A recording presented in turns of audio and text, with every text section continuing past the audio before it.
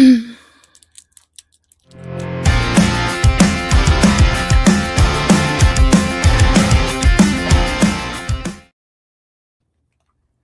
everybody, and welcome to the Pink Riot Comic Show, where two Black women talk all things comics, movies, and pop culture by Black and Brown folks. I am Keisha, aka High Havoc, and I'm here with my awesome, brilliantly talented co-host, Brie. How you doing, babe? Woo, I'm doing okay. It's a day. It's been a very busy day, and I've been looking forward to coming to kick it with the Riot fam. But yeah, doing all right. Had a pretty good week, and me and the minion went to the movies yesterday for the 30th anniversary of Space Jam. Oh, that So, is he's cool. obsessed with Space Jam. So, we had to go see it on the big screen. And he was all dripped out in his Bugs OG jersey and his Space Jam socks and stuff. Like, he was like, no Please tell game. me there are pictures. Oh, no. He hates taking pictures. But that's why y'all don't see him like that for real. He'd be like, I have to force him to smile for real in pictures. But no, the Space Jam drip don't stop. Oh, that is so dope. It was cool, and See, then you know how it has, like, all of the jams on the soundtrack, so it was like there was only one showing, and I was glad it was cool people because I don't know what y'all do when the soundtrack is fire and they play the songs in the credits, but we're up and we're singing and we're dancing, and I'm like, "Literally, this is what we came for, so y'all can stay mad." That was that the energy. part. But the I people that hear was, that. like, there with us, some of them had their Space Jam jerseys on too, and they got up and started dancing when he started dancing, so it was cool. I remember that. That's like around the time where everybody named Mama was rocking Tweety Bird and Yep, Lola Bunny. I forget her name, goodness yep. gracious. But everybody was wearing all that stuff. I was slightly jealous. But I'm happy that they had that. Like that's really We're jealous cool. though, babes. Oh, because my parents weren't buying that for me. That's I fair. wanted it, but that wasn't really happening. I feel like my favorite Looney Tune has evolved over time. I was 100% a Mm, Tweety girl, a Tweety Bird girly in that era. So I know what you're mhm. talking about. Like it was everything was Tweety Bird. And then it was Taz. Still love me some Taz. Yes. Tasmanian Yeah. Devil to this day. And then most recently it became Marvin the Martian and it has stayed Marvin the Martian. See, I appreciate Taz, like the chaos, Yeah. he's the what is it from Wild Thornberries? The Donnie. yeah, we always we appreciate the chaos that they Yes. bring. Oh my gosh. Christopher 100% would be on that Donnie time with it. You know how he used to be like, Yeah. yeah, he was definitely on that when he was little. Oh, that's Yes, so Rayburn dope. said they rocked that soundtrack. Yeah, yeah, 100%. Solid. 100. I forgot that, what was that Monica song was on there. There was some straight 90s Yeah, bangers on that, very much so. for sure. Between that and, like, actually, most kids shows and movies during the 90s had, like, Oh, some yeah. great soundtracks. We definitely need Absolutely. to have, like, a whole episode just dedicated to that, cause yeah, we could go for days on the, like, top tier theme songs, and even, like, down to the soundtracks being, like some of the songs, it's like, "Did that really need to be on a kid's movie soundtrack?" I don't know, but Mm, it hit either way. did not. Yeah. But yeah, How's your week been, babes? this week has been a lot, but it's ended very well. Since we're talking about our kids and their love for basketball movies, my son has been making me watch GOAT. I ain't gonna hold you. I actually kind of like it slightly, Yeah, Steph Curry, what's not to like?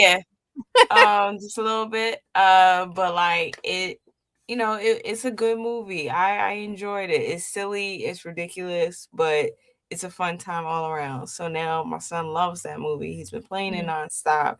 Yeah, And because it's on now he streaming now, so yeah. yeah. Yeah. And now he wants to play basketball and I'm like, simmer down. Don't tell that baby no. Let them try. No, we gonna try, but also it's like you can't do those things that they are doing in the, so we Yeah, got it's to not practice. We got to in practice. practice, basketball is not the same energy that you see in the movie. Yeah, I feel that. Right. Maybe like if there's like a rec center or something in your area, let them try it out like during the summer and see for real before you like spend money on a team and all of that type of junk. Facts, because Yeah. children's sports is expensive these Oh, days. 100%. 100%. Oh my goodness. Hold on. We have a couple things happening in the chat. Actually, I gotta jump to what LT says since we on updates. Yeah, yeah. Okay, so I ordered baby chickens, baby chicks. Hold on for everyone listening.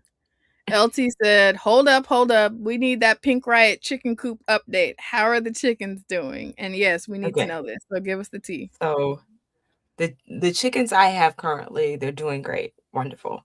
I had ordered baby chicks a few months ago, but because of things happening in the world and, all of that, we were like, can't really get chicks right now, or we can't like expand right now. So I was supposed to, call them up and be like, hey, I can't get these chicks right now. Oh no. Forgot. Oh no. So So they now, came yeah. and Um, they're not prepared for the new not babies. prepared. I gotta pick them up tomorrow. Oh Not no. prepared in the slightest for 6 baby chicks. Um, The 6 baby chicks. I know 6 baby chicks better be a hashtag and they better have bow ties or something. I don't want to oh hear my no god. shit from you, Keisha.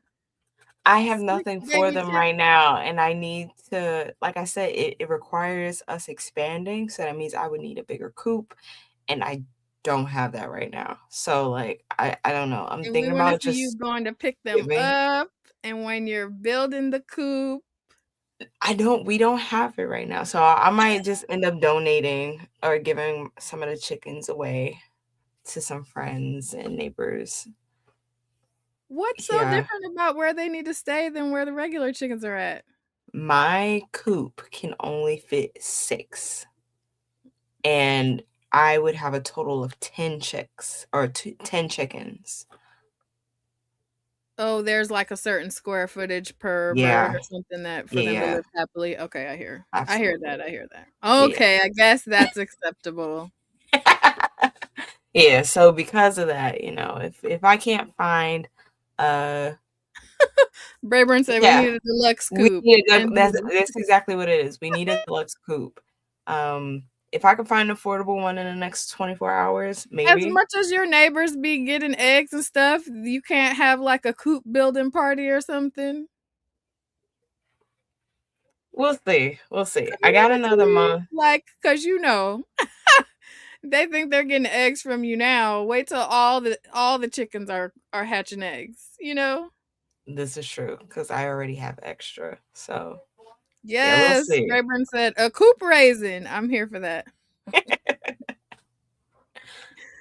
LT Yeah, said we need chicken pics. They probably wearing some Tims.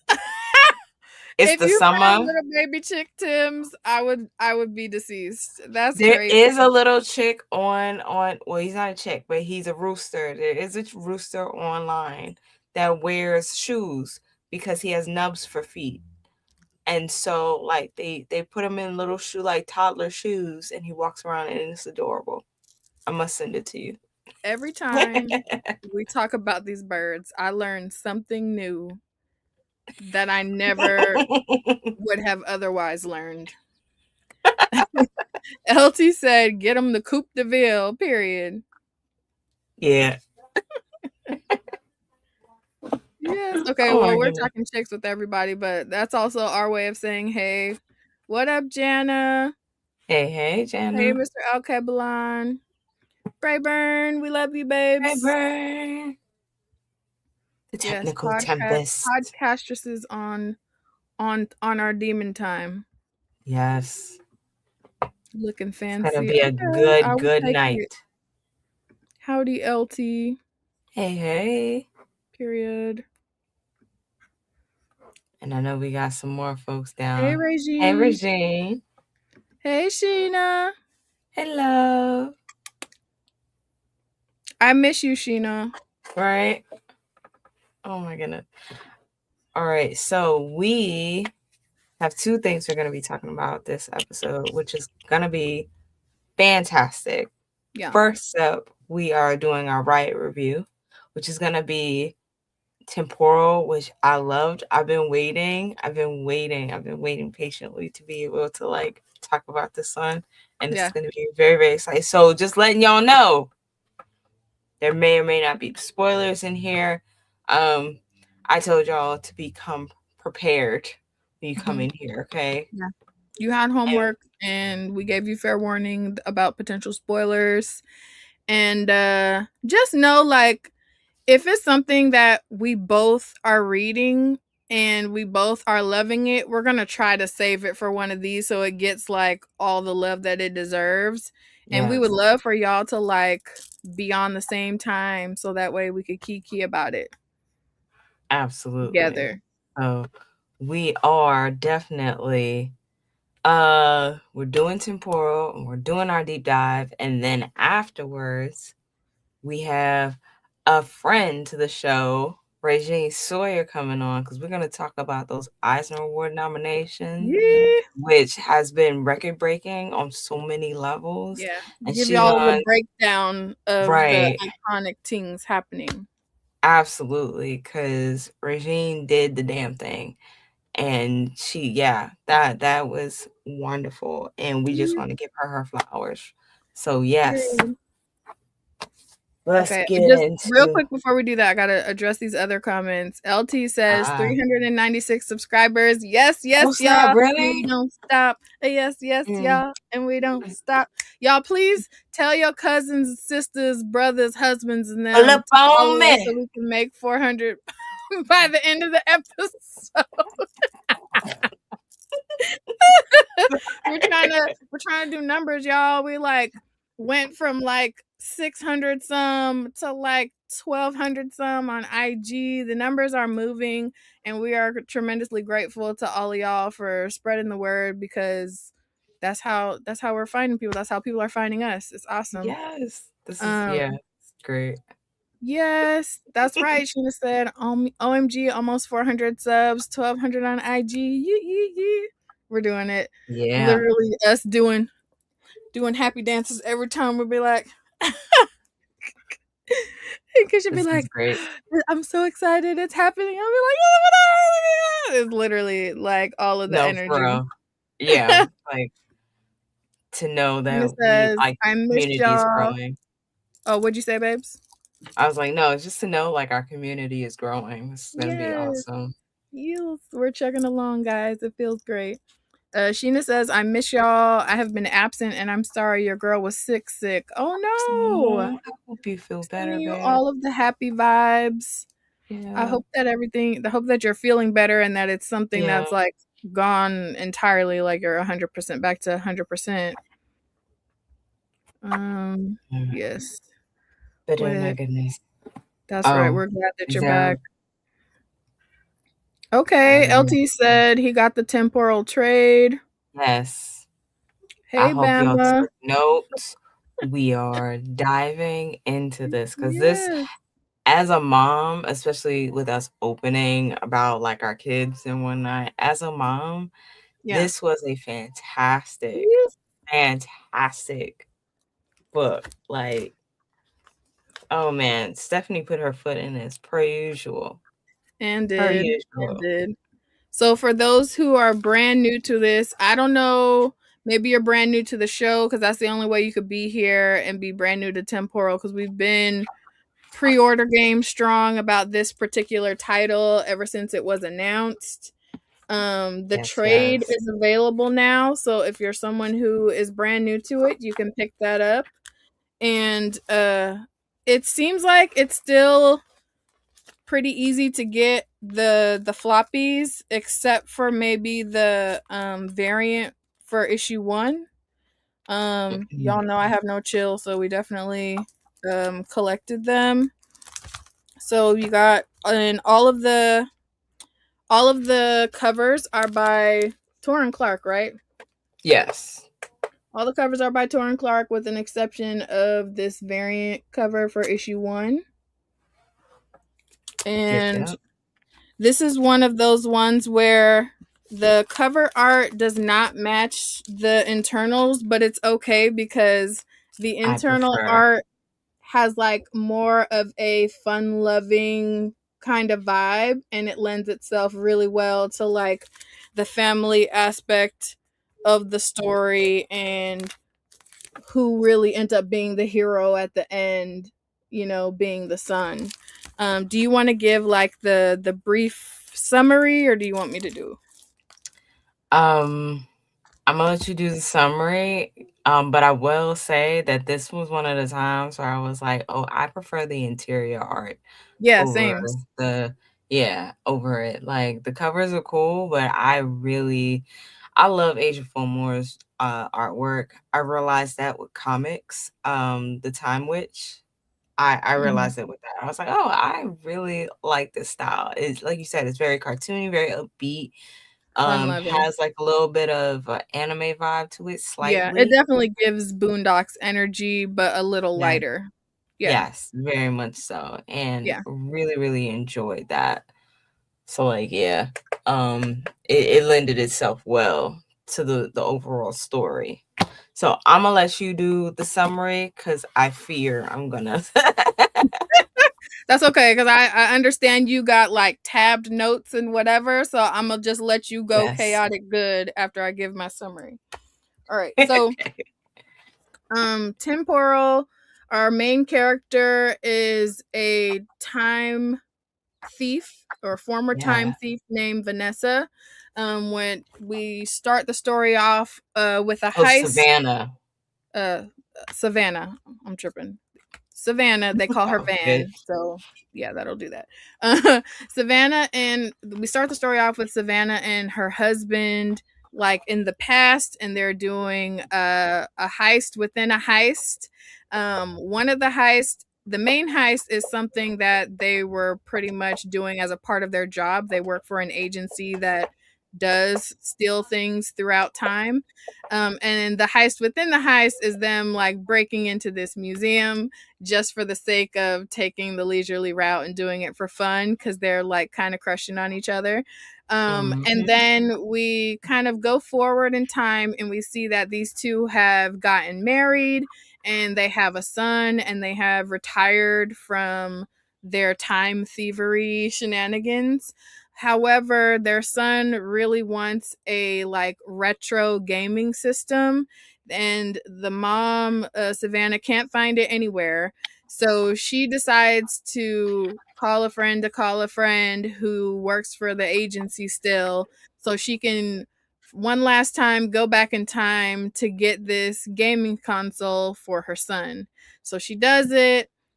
She has a little bit of a thrill because she gets like the chase and all of that. It's a really fun, wacky kind of scenario, but she's successful and she brings it back for her son. And the people at the agency, when she gets back, they're like all in her ear, like, "Oh, we're glad you're back." And she's like, "No, it's just that." So you get that type of energy. And it's clear that, she's scratched the itch and now she's gonna want to do this again.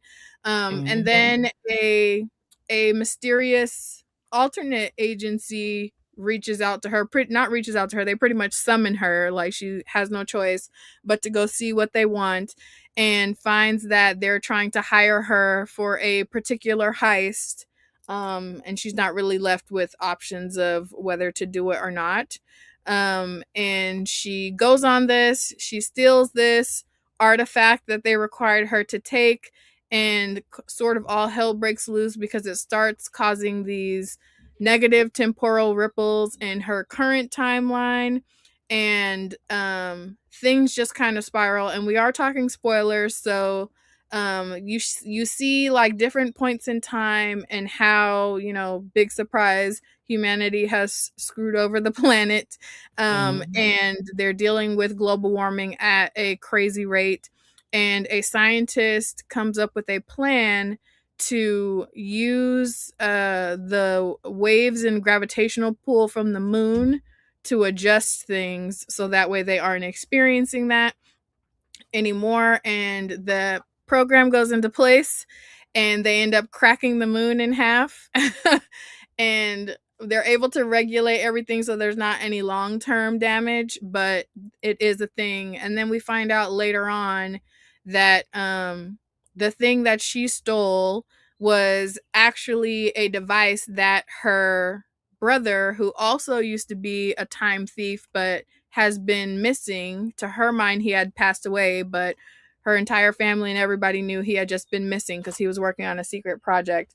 It turns out that that secret project was a device that can be used to sort of reset things that happened, and that has the same type of language or symbols of the things that are in the core of the moon, because the moon is actually not real. It was like a made up thing. So when I Right. tell you, it's like the story just kind of does this on itself moving forward.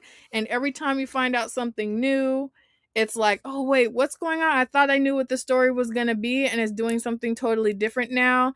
But while it's doing that, you're getting this like quirky family dynamics, some little comedic relief here and there, because it's not just her husband, and her son in the story. It's also like her friends who used to do this, and they have their dynamic because they used to date, and one is part of one order and one is part of another, and all that sort of thing. And while she's going through all of this, our good sis is still being a super mom because she manages Yeah. amidst these heists to not miss her son's like science project fair situation where he wins, because he's also a tinkerer, builder type of brain like her missing slash deceased brother was. And it's really adorable because in the end, it all kind of culminates. They find the missing brother, and this like pocket of reality in between. He's been missing there for 3 years, like trying to make his way back. And her son ends up being the key to fixing the version of the key that she stole, because he can see patterns in the language that's on there. So it's really cute. It's a feel good. At the end, it's like all of the people you wanted to make it to the end, make it to the end. I know that that's a rare thing. But yeah, it's like enough of a chaotic good whirlwind that it makes it a fast read, and you just are like, oh, I love this. Now it, and it's also like it ends in a place where it makes sense. So if you're someone who's like, oh, I'm not trying to do like an ongoing thing or whatever, I'm sure if she wanted to do more in this world, there's enough stuff where she could do it. But it's a very well contained story, and I think it's perfect as it is. So It yeah, that's is the summary. 1,000%. No, like, um, this was a very good, I'm not even gonna call it a snapshot, but like you said, it's a very well contained story. You don't need Mm-hmm. anything else. But you know, it she could expand on like the brother's story. She can Mm-hmm. expand on, the friend's story. There's something else, but you are very satisfied with what you Yeah, get. or see the couple's like previous heists from when they were younger. Right? Yeah, Like, oh man. or in the Starting with future with the son. Like, there's a lot. right, there's a lot of ways you can take it. It's so cool. Let's start with the very beginning, Mm-hmm. because the way she opened up this story I thought was absolutely brilliant. We Yeah, start with, them, it's a flashback to them going on one of their heists, yeah, and they're just walking through. Like, on one hand, I love how adorable it was. You got to see like their relationship, Savannah, her husband's relationship, yeah, and they're very cute together. You can see like they're two very different people, right? The flirting, it was everything. yeah, Um, at the same time, technically, like if we were talking about like how we like put together a comic and how we like, keep the reader invested, the fact that them first couple pages, I'm gonna say 1, 2, 3 pages, there is no like, and I found that she did this with Roots of Madness also. There's no like interior dialogue. So like if you weren't paying attention to the art, you were missing a lot.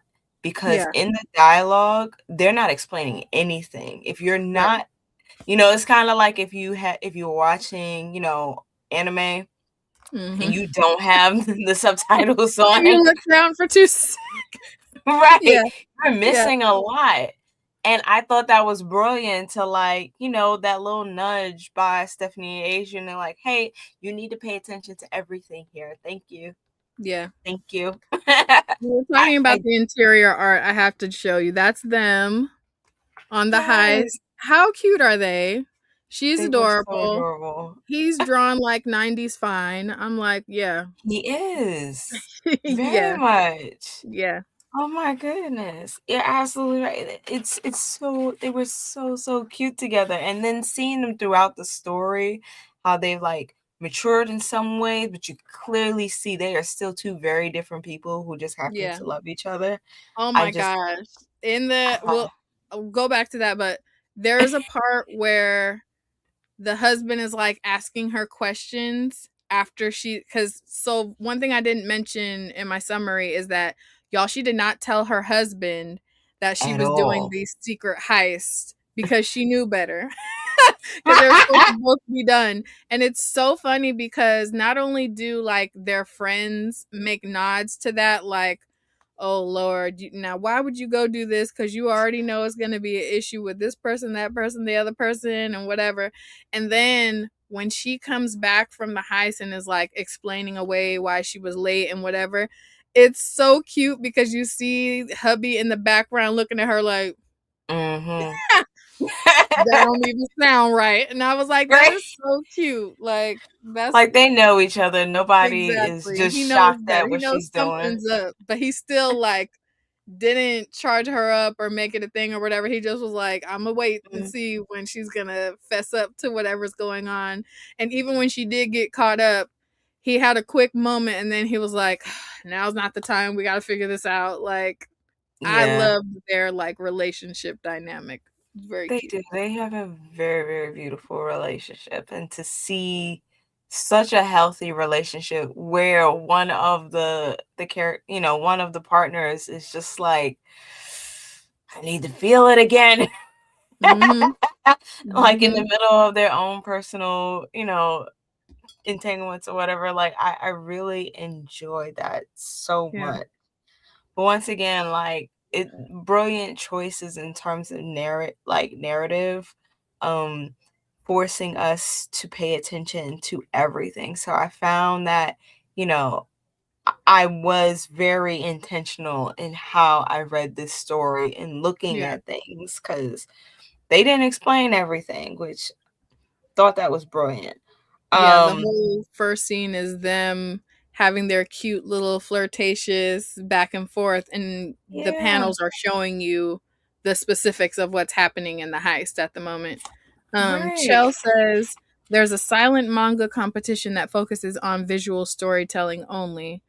And Yeah, I feel like, that was it was telling two stories at the same time because the facts. visuals were telling the story of what's happening in the heist, but their flirtation, like the only thing that they're talking about is like their back and forth, so it's giving you the vibes of their personality and their relationship. And I thought it was really well done. Absolutely.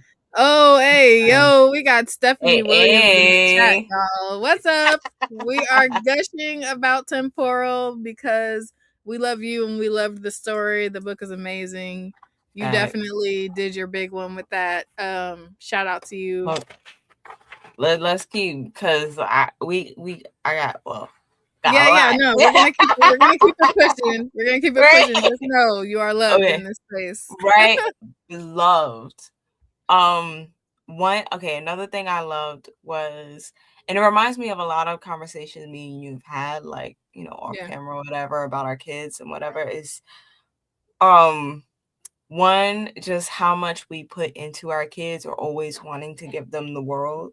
yes, And like at the end of it, that's just like the crux of how all of this happened. She's like, I mean, granted, yes, it's also like she's trying to, find herself again and like feel that thrill, but yeah, she wants to like take care of her kid. Like she wants her kid to be excited.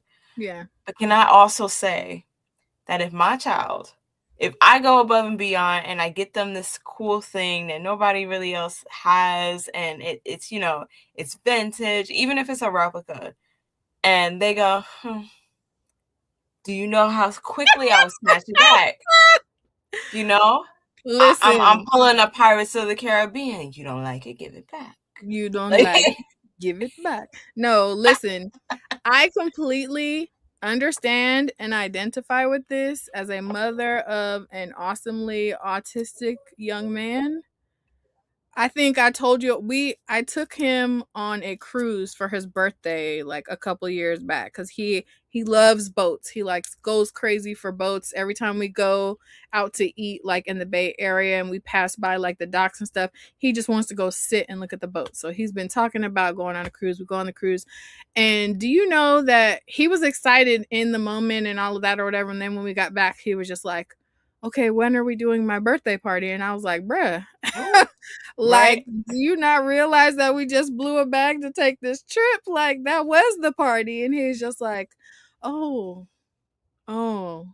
And when we were there, he was like, "This is exciting, and I'm happy about the surprise, but you should have told me about the surprise." And I'm just like, "Duly noted, my guy." So yeah, that Mhm. response was triggering for me reading it in this book. Yeah.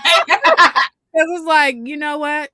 I'm not alone, but that's crazy. Cause Oh yeah. I feel like like, we've all had that situation where it's yeah, like your kid just, you're like, I get it. You're a child and the world has, revolved around you for so long, but also why? Can right. we just Be say thank you? grateful. 100%. So like, but seeing like the effort Savannah was willing to put in to like, still give her kid the world and still Yeah, centered him through the entire story. I'm like, yeah, that's the superhero part of this.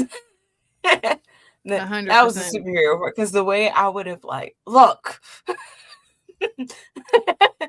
y'all, y'all, no, we can't do this. Like, there Yeah, would have been a stop. There would have been a pause. We'd have been like, look, mom can't do all of that right now, and it's not gonna happen. mm. So But those type of conversations suck, so I get it. She's they like, do. we're gonna tempt fate here and potentially cause any type of time continuum drama for the sake of my kid's birthday, and I identify with that truth. LT said, "No, that's absolutely the crux. I want to give them the world. I remember when my nephew was too short to ride the roller coaster and started crying. It broke my heart." Yeah, that's tough. That's tough. Yeah, Cuz it's yeah. like it's nothing you could do and you kind of just got to, yeah. Yeah, like my son, recently, he's been wanting to try onigiri, and my son is also autistic, and it's Mhm. been really hard to get him to try new foods. So when he's in the mood for it, we're like, Do this do it needs to now. happen now. Yes. Yeah. And so, like, I brought him with me to the comic shop because across the street there's this place that's supposed to have onigiri, Mm. and they have ran out, Mm. and my boy is devastated. Oh, Like, I'm still trying to find like the right place that I know will always have that food there so that he can try it. I'm like, this is gonna happen in the next few days. I don't oh, care. oh yeah, cuz that's the other side of it. If he likes it, that's the new thing that we're Exactly. asking for all the time and yes.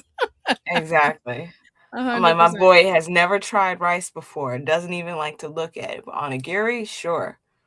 He wants to try it now, we're gonna try Yeah, that's just, it. sure, that makes logical sense. We're doing it. This is my Right? life now. We're gonna Yeah, do it and it's gonna be high quality and we'll see. yeah, yeah, But yeah, like just the way she's just fighting for her kid throughout this whole book was yeah, so great. It's yeah, so relatable. yeah. Like, um, you She's like brought it up. literally on a heist and like looking at her text message like, "Are you coming to the science fair thing?" And she's like, whatever else is going on here, I got to get this wrap this up quick because I got to Right. be there. Like, And she makes it. And and that's just does because that's what moms do. That's what we do. so like, Okay. yeah. And then like seeing the way the three of them as a family interact with one another, I'm like, oh my gosh, this is wonderful. I'm Very, like, very look, yeah. I'm just like, wow, we have this kind of representation in this story where they are in a healthy relationship, even with yeah, conflict, even with, them being at having different perspectives on how to go about life. It's still, they are still working together and yeah. talking it through. And I'm like, that is brilliant and wonderful and so needed. So Yeah, and it needed. even touched on grief a little bit because with Yes. her thinking that her brother had passed away for that whole time of the 3 years, she had a really nice conversation with her son because her son is like, well, I never got to meet him and I want to hear more about him. Why don't you ever talk about him? Type of thing. And she just was Yeah. very vulnerable and truthful with him. And that she was like, yeah, talking about him brings up all of these emotions that are kind of hard. But you're right. You know, I will talk about him more because he would have loved you. You guys had XYZ in common. And I was like, come on, Full House Family Matters. Sit down, have the conversation vibes. I was like, that is too stinking cute. But that's cool though, right? Because, like, systemically, we don't look at kids as, well, as a society, we don't really look at kids as, real people, like people with fully fleshed out emotions and feelings Yeah, and all that stuff. And so it's really great seeing a kid have agency yeah, in a story that centers like adults, them yeah, still having, depth to them, and being able to offer advice that that adults actually listen to. Like, yeah, that's not really seen too much. And I really, really appreciated that. Cause like yeah, I have a love for stories that are are intended for adult audiences, but the main character is the kids, because I feel like, once again, kids need to be respected, and it's one of those ways that we can like do that. But like, to see a story that centers adults, is for adults, yeah. but also gives a kid a voice. um You know, I think the first story that made me realize I liked those type of stories was Mhm. The Ballad of Perilous Graves. Yes. Yeah, Oh, people can yeah. say what they want about that book. I don't care. That audiobook is fire. It is. It is. It is And a the great playlist book. that he had to go along with it really had me in my zone, like listening to Yes. the audiobook too. So yeah. Dang it, what is his name? I feel like I'm gonna Alex Jennings. Alex Jennings, and he does comics too. So if y'all have been sleeping on it, Oh yeah, I need to get in check that there. out because I really enjoy his art. I really enjoy his storytelling. Yeah, but Um, it's the same. That's and I feel like you and I bonded over that a little bit because the story is a little not like traditional, I yeah, guess. it jumps So through time. It yeah, it, yeah, it and does. Yeah, there's a lot of like I guess like well, let's not derail and talk about that. It's a good book. We'll talk about it another yeah, time, but that was the first place that I realized I like those type of stories. So I love that you yes, drew that connection. yes, yes. Um Kids need more agency in stories. yeah, It's See, Jana, it's rarer than it should be for kids to have real agency in books written for kids, let alone for adults. yeah, Say it. Yeah, we do need that. We do need kids in general to have like true agency and be able to say what they need to say in front of adults, and be able to do what they want to do and see whatever comes from that. yeah, Um Bama says Skeleton Crew was good. I feel like kids need more stories centered around them. yeah, Absolutely. yeah, Absolutely. Um What else? Oh my goodness. Okay, so going to the Friends, right? yeah, They have the way Stephanie wrote these relationships were Mm-hmm. wonderful. Absolutely wonderful. Like, okay, there's a comic that we both know about, but I think only I read it, that we saw last year. And I saw a similar scene that's in Temporal. Like, so there's a scene in Temporal where Savannah and her friend are sitting down. They're having lunch. They're outside. They're, at a bistro table or whatever. And they're having a conversation about what's going to happen next. And I'm like, I've seen this similar, scene somewhere else in another comic. However, it is not done as well. Yeah. Not done as well, because the way these two, like, you get more of a feel for Savannah and her, what's the word? She is very impulsive in a Yeah. lot of You ways. get that energy from the way that all of the people around her react to things that she is and isn't doing, except Yes. for her son. It's hilarious because that I can also identify with. No, for real. Like, they all know she is like this, and they all call her out in the, like, I'm not gonna say call out, they call her in the most lovingly way. And like you said, like, they just let her rock. They're like, you gonna Yeah. do it anyway, but I need this on the record Mhm. that you're doing the absolute most right now, and it's Yeah. completely unnecessary. Yeah. But And here we go. such and such is gonna be mad at you and at me because I know, like, that type of energy. Right. But, like, hearing their conversation, I could see why she, like, why the friend was like, all right, I'm gonna let you do this. Yeah. Because she was just like, yo, I just need my son to feel good about what I give him. Yeah. I'm like, damn, you got me. Right. You can't even get mad at that.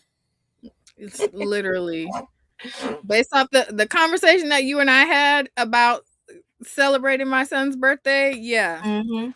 Can't even get mad at it. Can't even So, get like, mad. Like, you definitely want your kid to have the best of everything, and regardless of what it takes for you to get there. So yeah, right. And 100%. then, Also, like, the side of her that's like, because if we're being so for real, yes, she did it for her son, but that itch was for there to, like, herself.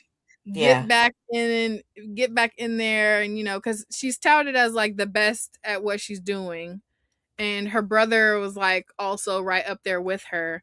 So it was interesting to see, like, her hop in her element, and like it was characterized in a very cute way, like in like the smirk of satisfaction on her face when she's like Yeah. getting back into the groove of doing this heist to get the thing. And then you see the switch up, because, like, really, if we're being so for real, a lot could have gone wrong. Hmm. But she had that much confidence in her ability and her skill set, even though she had been away from it for a bit, to, I like, mean, go some back in things did time. go wrong in Yeah. in one of Yeah. the first, times going back. Like, it Yeah. definitely went wrong. And the way I panicked a little bit and then was Mhm. like, "Ooh, kudos, Stephanie." So, Yeah. like, when she ends up getting dropped intentionally in the a different day and a different, time of day, Yeah. in a mall, she ends up, getting caught by the police at the time. And I'm like, Yeah. "Ooh, 90s, you getting caught. This don't look Yeah. good." It's all bad. And I love that that tension wasn't put on the page at all. Because for real, if you didn't have that context, that could have gone completely over your head, and you're just like, "Oh my Yeah. god, what's gonna happen next?" But, like, I feel like that was just, there was that layer of culture that, if you were reading this culturally, Yeah. 100%. if you were reading this culturally, she definitely, you know, the tension spiked in that Yeah. second issue, Yeah. that I was just like, yeah, ooh, that was nice, it scared me a bit. I was like, jump scare. Right. And I love how there's like, you have that fear because it seems like that's where it's gonna go.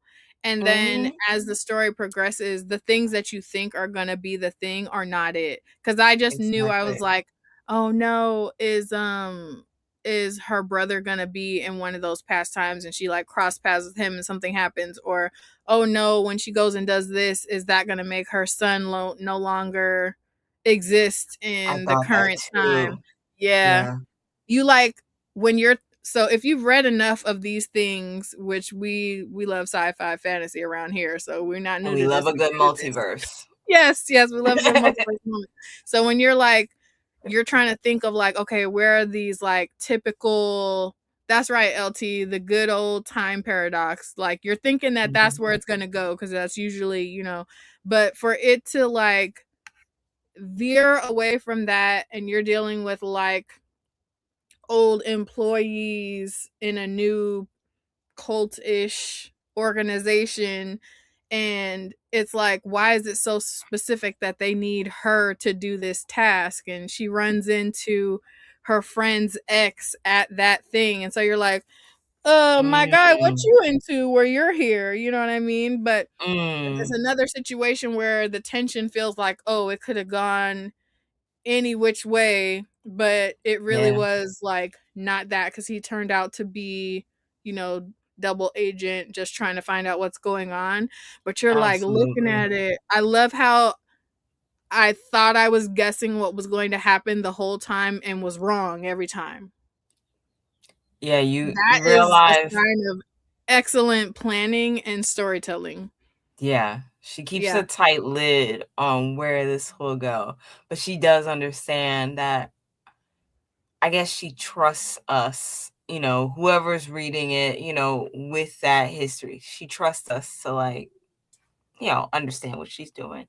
Right. I yeah, yeah. She did the damn thing with this. Yeah. Yeah. Um One thing I also appreciated was you could see her experience in science.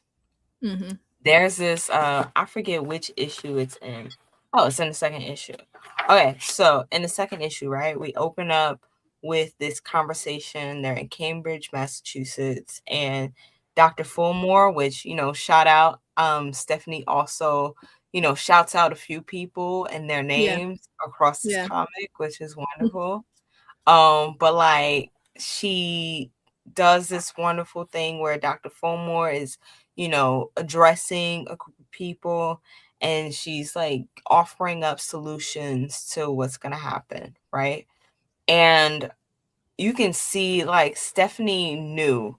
She knew, right? Like I said, she keeps a tight lid on everything. She doesn't want you to do anything outside of what she wants. So Mhm. like in this whole conversation, she could have like done what you see in comics, other comics and cartoons, where they like pull some random ass scientific terminologies out of the sky, and something where somebody with a science degree would go, that doesn't make sense, but sure, but the science words, put together, you Yeah. know makes everything sound smart. Nah, she Yeah. does just enough where like you know she knows what she's talking about, but she also doesn't want you to get hung up on the technicalities of it. Just understand that this person knows what they're doing. Right. Exactly, the techno babble. She does not want you to get hung up on that, nor does she ever want to talk about that after. Like when people are breaking down the comics, she's like, we're not Right. going Like, there. Cause I gave you what you needed. Just keep it pushing, okay? right? She's like, I have a degree and I'm not arguing with y'all about this. So just Period. like, Period. trust that this character knows what she is talking about, and let's keep it going. Yeah. I love that so much. That just Mhm. a masterful way of like continually pushing the audience where she wants us to go. Really love that. And speaking of names, like I said, she shouts out. I believe that was Asiah Fulmore that she named Dr. Fulmer after her. But then Mhm. also Harper's middle school is named after Aaron Reese, Mm. who was writer of Bitchcraft and Stephanie's best friend who had passed Yeah. away. And I just thought that that was beautiful. Yeah. Absolutely beautiful. So yeah, I just got all the great feelings from this comic. Yes. It's Mm. very much giving sci-fi, high action, but sitcom. Yeah, and also just nostalgia, right? Because, Uh-huh. like, everything from the 90s came up in this comic, and that was awesome, from the Yeah. Rubik's Cube to what was it that the boy that Harper wanted? I forget what it was, but it was like another like big 90s toy that he wanted, and Yeah. down to the fashion and stuff like that. This was nostalgic, Yeah. and that was a wonderful thing that she did for us. Yeah. So yeah, do I have so many more notes, but like I know we have just a little bit of more time. Oh, um what was that? All right, LT saying all the while portraying a healthy black family in the future. Yep. Yeah, man. I can't stress that enough. I really want my family to read this, and yeah, we get to talk about it afterwards too. This is Yeah. gonna be great. That was another piece, like, it's enjoyable as an adult, but I would feel comfortable being able to give it to, pretty much any age, for real. And I feel like Yeah, that's a fine line to walk. it is. It Yeah. is absolutely.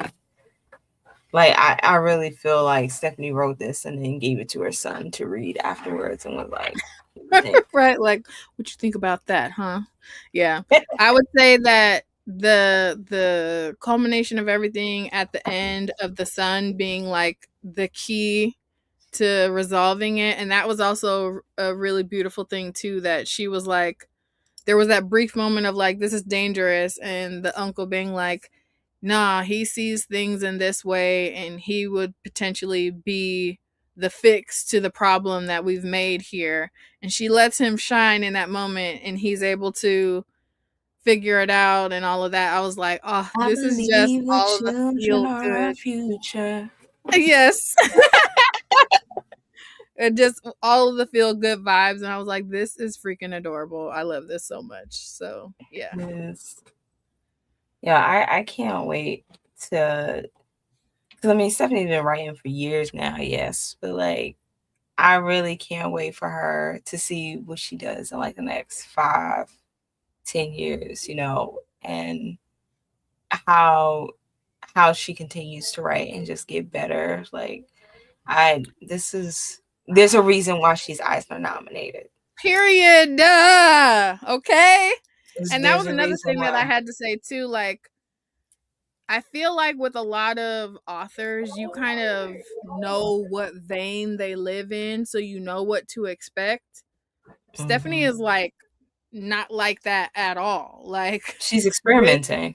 right. It's like, and it's giving range because It is. how is it that you can do all of the things well? Does that make sense? Like, I feel Yeah. like the only thing that you could really compare Temporal to in terms of her other stuff is like that Living Single-esque vibes book that she did with the heroes, but it's not the Yeah. same thing. It's just kind of, you could put this in the same vein of types of story, but it's Mhm. not the same. Does that make sense? And then it's like, and what else would you compare it to and what other people are doing?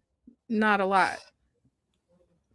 Not many. Yeah. She's Yeah. really doing the damn thing. And not only that, like the teams she's putting together around her is also really interesting to watch. So like, if I'm not mistaken, like this is what the first black team, like black artist writer team to be not Eisner nominated with Temporal. To I my think so. understanding, it's a lot of firsts, and that's really like why we have the guests Regine that we coming have, on. the friend of the Yeah. Riot fam, pulling up to talk more about it because there's a lot and it's a celebration and it's also like, how people be like, I'm not gonna point no elbows, but it's literally like screaming that right now because what do you mean, how is it so many firsts in this one particular nomination season? It's like, It's I'm gonna giving firmly put that who's on our why. guests. I'm gonna firmly put that on our guest soldier, us, not soldiers, but shoulders, Mhm. because I feel like, yes, having our own table is so important and we need that, but also having someone who will fight, who will challenge what's happening. I think that's also very important. Someone who's willing to challenge and be like, Yeah. we need different, we need better, let's up this. Um, I think And it's then to, like, be able absolutely to do it in a way where it elegantly, like, ask the question without directly asking the question, you know what I'm saying? It's like, you know what I mean? Because no, it's for real. it's very much I didn't have to say nothing. Other people were drawing this conclusion because it is, a little different. Like, why, it's very telling when you see who's now mad about it. Mm. And they can stay mad. You know what I mean? It's also very telling when people are like, "Oh, that's nice," and I'm gonna say this to Regine too, because I saw it a few times where people are like, "Oh, that's nice," but then, like, these people are still gonna win. I'm like, "You mm, mm, Mm, we mm. gonna I yeah, heard what you that's said. yeah, yeah." So, like, Stephanie, if you still okay, Stephanie's still in the chat. I'm gonna say you are fantastic, and I know everybody's been giving you your flowers. I also know that you have been running yourself ragged, so I need you. I'm just so excited for you, and I'm so proud of you. And I don't Yes. want to put that like stress on you, saying that you got everybody on your shoulders and all that stuff, but like you are doing the damn thing and you are an inspiration Yeah. um to Black women in comics and how we are trying to have a voice in this industry. So Yeah. yeah, And I love how you're very, doing very so many different things, and it's like, no, it's not always going to be the same voice because it's giving range, it's giving skill, it's giving I that pour part. into my craft so that I can represent. So it's like That part. it's not you can't deny the any aspect of it when you're like pulling up in the way that you are on so many different fronts. We jokingly pretty regularly are like, yeah, Stephanie Williams is if booked and busy was a person. And yeah, we just got to give you It your is. your flowers for real because we know that that's not easy and we know that you're putting in the work. You like been grinding, grinding, grinding. So yeah, Yes. kudos. We're going to continue this conversation about the Eisner Awards with a judge and a friend to the show Yeah. who is absolutely fantastic. And we also going to give Regine her flowers because, Yes. like I said, the newness and the mini firsts that are happening this year, I'm excited. When we go to San Diego this year, I plan on being in that room in Eisner. Yes. I don't give what happens. I want to make Yes. sure that we are well represented in that room. a hundred So percent. we're going to give our good sis a great round of applause and welcome Regine. Hey y'all, Hey, hey, how you Hey, doing? boo. Hi. yo, Hi. I mean, we gonna pour into you too. You are amazing, and what you've been doing, like for like decades, but like what you've done with the Eisner Awards, I'm just so thankful that you was like, yeah, I'm gonna be a judge, and I'm gonna do that, and I'm gonna be in the room. So just thank And you. I'm gonna make sure the people outside of the room know what's going on so they can show up for the Yes, people in the room. Like And that yes, makes a world of a difference. just so y'all know that for anyone that's going, there is a peanut gallery that anybody can go into. So y'all can sit and y'all can watch the ceremony. The ceremony's long as fuck, but bring some snacks, bring snacks, bring some juice, and will. whatever you want in your cup, and y'all folks can come in and sit and chill. But I want to, shout out to the chat because y'all have such a great chat. Like every week, y'all do. fire.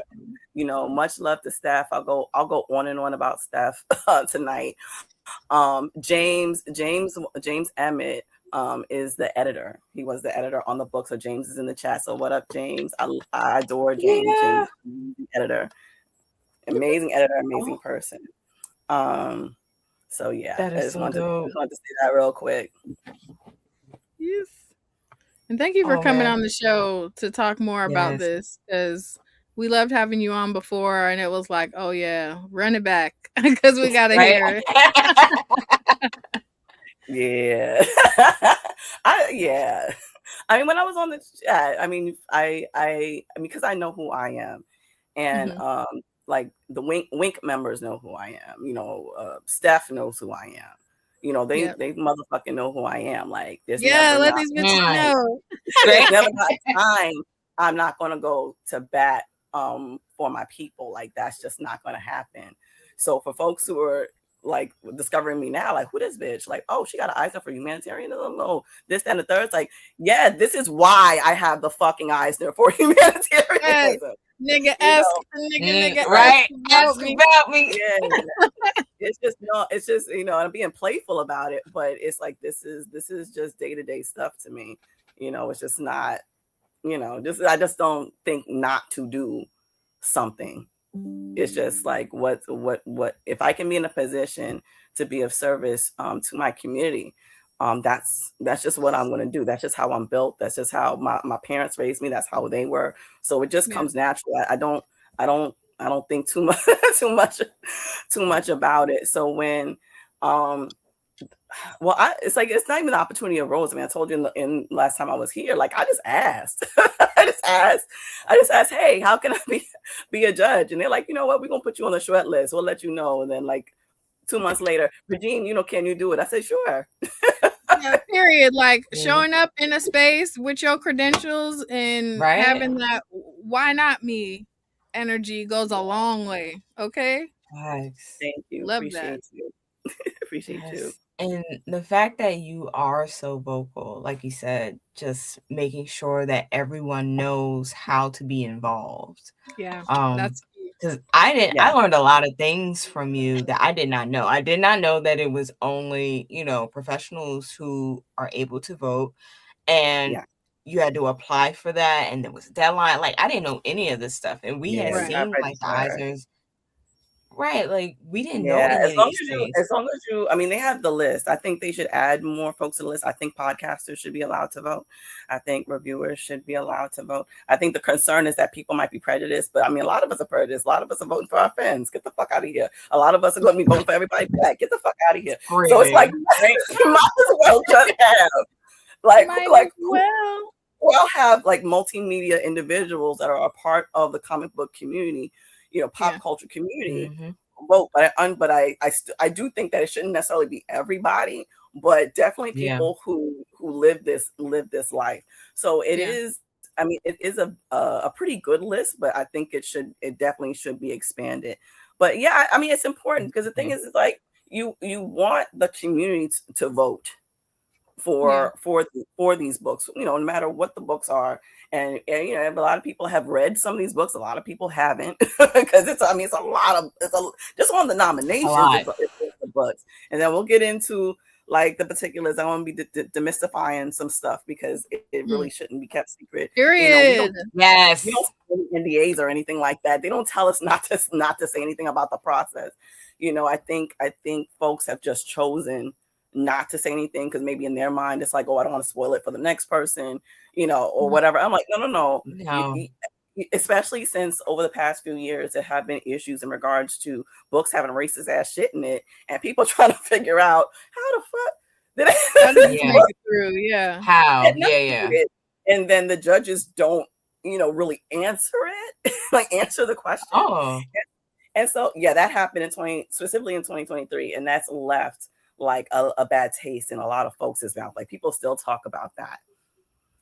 They still talk about that. And so recently, like on Blue Sky, a couple of folks were talking about that because there was some controversy last week. Maybe some folks in the chat know about it in regards to a book that was nominated that had AI in it. We'll get into that. That's been happening lately. We'll get in into that, what multiple had happened spaces. and how that was rectified. We'll get into a bit of that. But folks, you don't want people to lose faith in the process. And Yes. so Right.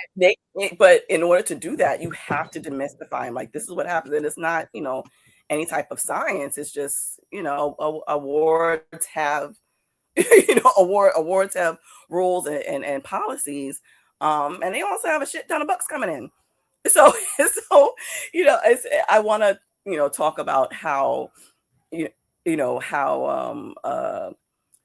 how what happens with that process. I'm sorry, I got distracted. I heard some dogs barking in the hallway. Sorry. All good. Department. All right. Yeah. So, no, I fully agree with you. I was surprised that reviewers are not on the list. Like, people could argue about podcasters, like you said. I don't think it should be everybody necessarily, but there should be certain people, like, you should meet a certain threshold in order to do it, because especially a reviewer who spends so much time reading and analyzing these books and then, determining what's happening in these stories, like, there should be it should be expanded. So, like, is there anything happening, like, for the future to, like, expand the requirements? I have no idea. I can ask. like, I don't know. I mean, mainly, I think the thing is that they want, I'm not gonna lie to you, right? But I don't know. But I will say to you, but I can ask. What I will say to you, I think the thing is that wanting our peers to vote for us. You know what I mean? Want people that know what it's like to be in the trenches and write and edit books and stuff. True. But I feel like I feel like other people have a right to be a part of that too. But again, not everybody, but folks have a right. And I don't think it's like going to be so many reviewers that all of a sudden the votes are going to skew. No. It's like I said, people want to vote for who they like, and that's that on that. Yeah. Agreed. Yeah. Because, like you said, if I had the chance to vote, it definitely like, oh, I read this book. Listen. I mean, but no, that's like, I hope that they do expand it eventually. I don't know what that should look like or, when that should happen, but they should definitely expand that. So, like, I will say this: we have a new chairperson. That's a judging moderator, and that's the amazing Laura Jones, who's been at San Diego Comic-Con for 20 years. She's the assistant director of programming. She's the one who I bug every year for panels. I'm like, Laura, I need you to do this little pretty please with sugar on top.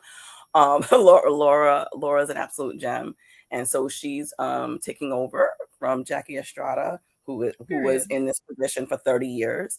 And so it's a changing of the guard. So things are just changing on GP, even with like the selection of the Eisner judges. We are the most diverse set of judges that they've ever had. On top of what the nominations look like. It's on top. So she's the one that chose us.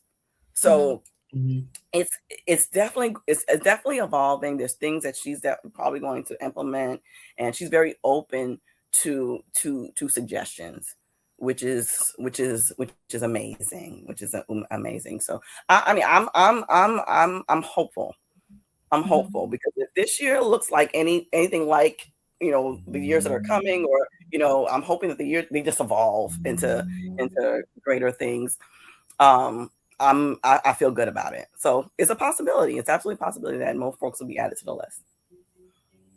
Oh, that's dope. Maybe there could be like some criteria that like necessitates like regular reviews, consistent reviews, so that there's like a body of work that shows that you've been reviewing, I don't know. Because that could take any type of form, right? Yeah. Listen. Yeah, I was kind of sad. I was like, damn. But we're gonna get on there eventually. Yeah. No, but I think that's really interesting that you saying that it's the changing of the guards. So that and everything changing this year. So what did that look like with this, the person who put in, the nomination, and it was AI. So like how did y'all deal with that? Yeah, can you Oh, like spread it out for us? Like maybe not give What every detail, happened? but like high level what happened and then the gist, because lots of oh, people, sure. few people So, mentioned being aware of it in the chat, but don't have the details. so essentially, there's a book. It's a book. It's called Stardust, the Super Wizard. The book is about this anthology is about this character that's been in the public domain for a bit. His creator died a while ago. God rest his soul. Wow. And this project was put on Zoop, which is another crowdfunding website for comics, and they got like $40,000, and it was entered. It was submitted just like all the other books for the Eisners, and we read it. I read it cover to cover. Fast forward, it was nominated, and then, I'm trying to be mindful what I say on here, even though I don't have to, but Understood. okay, really, I was quite angry. Um, Fast forward, Mm. the person that created this piece posts on social media, "Oh, hey, I have a one-page story in this book of 140 pages that is AI created." Uh, Oh, and the person, it was a white man. It's always a white man. Um, yes. and so Yes. this comes out right after the nominations, and fast forward, after much passionate discussion. Okay, Sure. passionate discussion, Mhm. and a final chit chat with the editor, who knew that this was in there. Not the Because it was, editor Oh, knew. That's yeah, crazy work. yeah. it wasn't, because this wasn't in the Zoop. This wasn't in the Zoop. No one knew. The people that gave their $40,000, they did not know. They did not know. We did not know. I mean, the book itself is satire. It's satire. It's parody. It satirizes magic, superheroes, and technology, including AI. And it also breaks the fourth wall. There's a character called the editor in it, and Wait, AI. it satirizes AI, and yet here we have it. Yes, and so Wow, in the it same speaks book. about it. It also speaks about AI, like a story being AI in the book, all of that stuff. So reading it as a person that's reading it, it looks like it's part of the story. That's how I received it. That it was part of the story, and it's a one pager. Also, the person that created this AI story, apparently he wrote it, but what he did in terms of artwork was he took the creators, like the creator that passed, his artwork, and pumped it into generative AI and created the story. Yes, so yes, like I said, fast forward to Monday, because this all happened Thursday into Thursday night. We're dealing with this, and then Monday hits, and the editor has agreed to remove the story. Agreed to uh, uh, rescinding the nomination. Wow. Um, and collaborators were contacted. They were upset. They were very, very upset. Understandably so. Because did Yeah. they know? With what happened. They weren't upset with us or anything like that. They were upset Yeah. with what happened. They didn't know that there was an AI story in the book. So Mhm. they were amenable to the book being pulled, but of course, they were disappointed. It's mess. It's fucked up. Yeah. It's Yeah. fucked up. So that's what had happened. That's I love you down. So that's what happened, girl. That's what happened. to know, for one, for the editor to know and then not tell everybody else on the project, Yeah. for the creator to do that, Yes. and then them not tell anyone who financially backed the project. Right. There's so many levels of shadiness, whether or not that was intended. It's so nasty. And then to take the original artwork of the character of the artist, Hmm. and to pump it into generative AI is disgusting on so many levels. Yeah, like have some respect and decorum, like Right. It ruins it for everybody. I mean, those poor creators. I mean, also, I mean, again, we did not know, because if we would have known, the book would not have. And a statement was put out by Comic-Con International that, you know, for us, the judges, we said, like, if we knew that this had AI in it, we wouldn't have even read it. Like, it wouldn't have been nominated. So you took away from another book that we could that we could have put in, because there were other books that I was fighting for. Right. Sure, Because it's not on like the you can swap intelligence. it out at this stage. No, I feel I like was- how sad is it that now that will likely have to be part of the criteria for nominations, like you have to sign something saying that there hasn't been any use of AI or whatever. You know what I mean? Like they are doing their that's the other thing. The Eisners didn't have a policy out. So that was also like the issue. And so probably by the next Eisners, there probably will be a policy about it. There is a petition going out in regards to like having Comic-Con create a policy, but they're going to do it. There's no there's no like it's probably going to happen. So yeah, that's what happened, y'all. I mean, but like Jenna said, I'm really glad that y'all acted swiftly in that, because it would have only been worse if we got closer to the awards and then it was able to stay that long. You know, correct. There was no way that was not gonna happen. No. That's what wild. Jenna said, it's like the silica packets that say do not eat. I thought that was something we didn't need to clarify, but here we are. Yeah, considering the conversations that's out there and stuff, but you have to at this juncture, or at least whatever your policy is around AI, just put it there. I mean, I'm not down with it, but the thing is that I mean, like, have something. Have something that says whatever your stance is, that gives people you know, the choice to say, I don't want to be involved with this, or exactly. Okay, well, you know, and have it be right, and have it be explicit too, because I'm really tired of people being like, hey, here's my book, here's my comic, can you review it? And I'm like, cool, does it have AI in it? And then I get a long ass paragraph. I'm like, yes or no, please. Just explain why they think it's cool or okay that they used it for some aspect or another of it. Yeah. Right. And I'm like, this does not help me in my decision making. Just yes or no, so we can keep it moving. Yeah. That's it. You know. Ryan Oakley Art in the chat says, which makes sense because AI wasn't an issue at its conception, but glad it will be added. Yeah, that's one of the bigger issues that we're dealing with in terms of having to filter these things out, because we had that big whole thing with the Black Romance Book Fests and, you know, their stance on it. No one knew they had to like explicitly say what their stance was on it before they, you know, started adding people to their list or whatever. And then you have people who, because clearly the person who's responsible for it, for them to post about it like during that time, they clearly didn't think there was anything wrong with it. Because it's like, I feel like you should have known like that it would not be well received and that it would potentially put that nomination in jeopardy.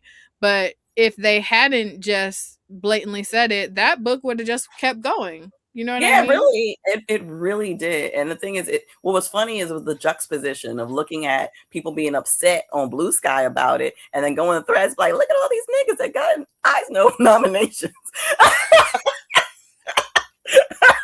It was like the juxtaposition of it was crazy. Wow. I'm happy I wasn't on that side of threads, because my side was very excited. They were excited. People were happy, but they were like, look at all the niggas. They were so surprised. They were like, people were surprised. No, but they're like, we're on that list. Yeah. Like, wait. But it was funny because I was seeing like the nominees realize it. They're like, hold on, you're not. Wait, hold on, you're not. Hold on, you know. I was right? crying. Like, laughing. but like, there's a lot of people on here. Okay, so I was going through it. I won't hold you. The first time around, I heard that Stephanie was getting Eisner, and I was like, period. I was like, that's all I need to know. But then, like, when you look at it, there are a lot of BIPOC creators in here. There are like a lot of queer folks. A lot of queer folks are yes. there. Like, this is so fantastic. Like, there's a couple comics on here I haven't read yet, but I want to read. Yeah. And that very rarely happens when I look at awards. When I look at like nominations and stuff, long lists and short lists, I'm like, this is cool, but It's this ain't really giving my obvious. right. Like, we have Storm Run, which hopefully Marvel will do right by Murewa and like actually give him the ongoing that the story deserved, because it Instead was of phenomenal. chopping it up with other things. Yeah. Right? Like, Bronze Faces is on here, Crownsville is on here. Like, y'all did the damn thing. Okay, this is not a black or brown person, but can I tell you how obsessed I am about Beneath the Trees Where Nobody Sees? Yes. It's such a good series. It's so good. Both of those are good. Yo, Crownsville was great. I loved Crownsville. And Bronze Facing, Bronze Faces gave. It gave. Chef's Kiss. It was so good. Oh my goodness. Like, okay, so best new series. How many have I read of these? Oh, I've only read Exquisite 2. Corpses. Yes, Exquisite Corpses, very solid. There's a reason why it's on there. Obviously, we're Temporal talking is about on there. Temporal. I only read like 2 issues of Ghost Pepper, but it's still going. So I'm like, it's clear that the people are loving it. Right, it's getting the people going. Going.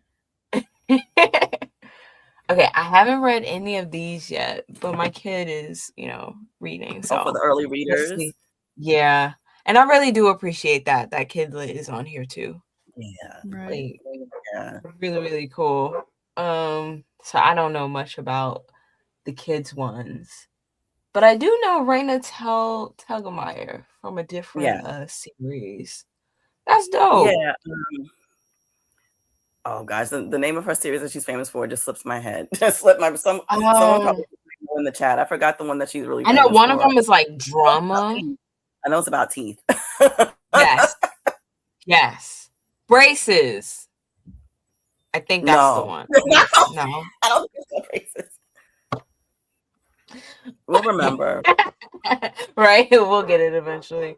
Okay. Best publication for teens. Jana said she did Babysitter's Club. Oh, yes, she did. That's right, yeah. So has Shauna Graham. And the teeth Smile. one called Smile. Thank you, Smile. Thank you, Jana. Thank you, You were close though. Jana says, LOL, it's about her getting braces. Right. I was like, it's something about that. And teeth is the horror version. Great. Best publication for teens. I'm seeing that Abrams is on here. That's really cool. Right. Yeah. Mariko Tamaki. Yeah, like, this is y'all did the damn thing with this list. Hold on. Do we know any of the? Okay, I can't tell. I almost got scared. What? Which one? Jeff DeLange. Yeah. I love Jeff. I've seen that comment. Which one? Okay, I got a jump scare real quick because there was a title about cats, and I was like, "Oh no," because I know another cat book that I won't name, and I'm like, "It can't." I don't know. I don't know. I don't know what that book is.